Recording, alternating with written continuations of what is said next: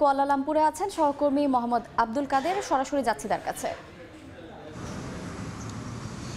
আপনারা জানেন যে বাংলাদেশ সহ বিশ্বের 15টি সোর্স কান্ট্রি থেকে যে মালয়েশিয়ায় শ্রমিক আনার যে সবশেষ সময়সীমা নির্ধারণ করে দিয়েছিল মালয়েশিয়ান সরকার, সেটির সময় ছিল 31 মে, অর্থাৎ গতকাল রাত 12টা পর্যন্ত। যদিও আমরা দেখেছি বাংলাদেশ থেকে ছেড়ে আসা বিমান বাংলাদেশের একটি ফ্লাইট সহ আরও কয়েকটি ফ্লাইট কিন্তু এখানকার সময় শুক্রবার রাত 12টার অনেক পরেই কিন্তু এই মালয়েশিয়ার বিমানবন্দরে এসে পৌঁছেছে। তবে এইসব ফ্লাইটে থাকা বাংলাদেশি কর্মীরা ইমিগ্রেশন পার হয়ে মালয়েশিয়ায় ইতিমধ্যে তারা প্রবেশ করতে সক্ষম হয়েছে। তবে কিছু সংখ্যক কর্মী কিন্তু তাদের নিয়োগকর্তাদের যে কাগজপত্র যে রয়েছে সেটি ইমিগ্রেশন অফিসে জমা দিতে কিছুটা বিলম্ব হওয়ার কারণে এখনও অনেকেই কিন্তু অপেক্ষমান রয়েছে।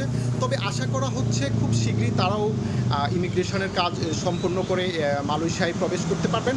এছাড়া আমরা দেখেছি গতকাল যেভাবে কুয়ালালামপুর বিমানবন্দরে শ্রমিকের উপচে পড়া ভিড় ছিল, সেটি কিন্তু আজকে অনেকাংশে আমরা কম দেখেছি।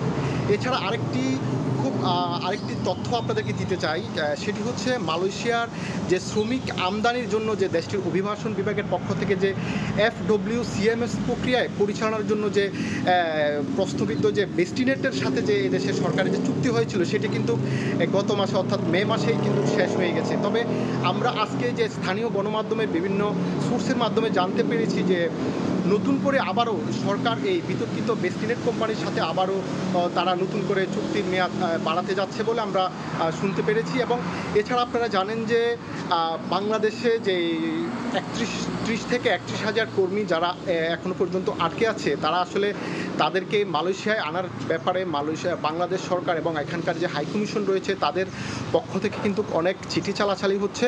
তো এখনো পর্যন্ত কিন্তু মালয়েশিয়ার পক্ষ থেকে কিন্তু এখনো কোনো এদেরকে রিটার্ন আনা হবে কিনা সে বিষয়ে কিন্তু এখনো কোনো বিস্তারিত জানানো হয়নি।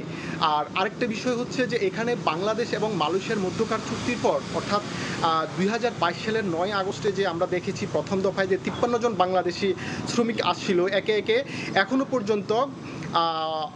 পর্যন্ত প্রায় 4,72,000 বাংলাদেশি কর্মী এই দেশে প্রবেশ করেছেন। কিন্তু গতকালকে আমাদের বাংলাদেশ মাননীয় হাইকমিশনার মোহাম্মদ শামীম আহসান গতকাল আমাদের বাংলাদেশি কর্মীদের যখন রিসিভ করতে গিয়েছিল কুয়ালালামপুর আন্তর্জাতিক বিমানবন্দরে, সেখানে তিনি বিবৃতিতে বলেছেন যে এখানে আমাদের এই গত যে চুক্তি অনুযায়ী আমাদের এখানে প্রায় 5,27,000 বিদেশি কর্মী কিন্তু তাদের নাম ডিমান্ড লেটার ইস্যু করেছে। তবে এখনও পর্যন্ত আসলে বলা যাচ্ছে না, যদি বেস্টিনেটের সাথে যদি আবার পুনরায় যদি মালয়েশিয়ান সরকার যদি এই চুক্তিতে যদি স্বাক্ষরিত করে, তবে হয়তোবা বাংলাদেশের যে আটকা পড়া যে 30,000 শ্রমিক রয়েছে তারা হয়তো আসতে পারে। তো এই মোটামুটি মালয়েশিয়ার শ্রমিক সম্পর্কে এই ছিল আমার কাছে সবশেষ।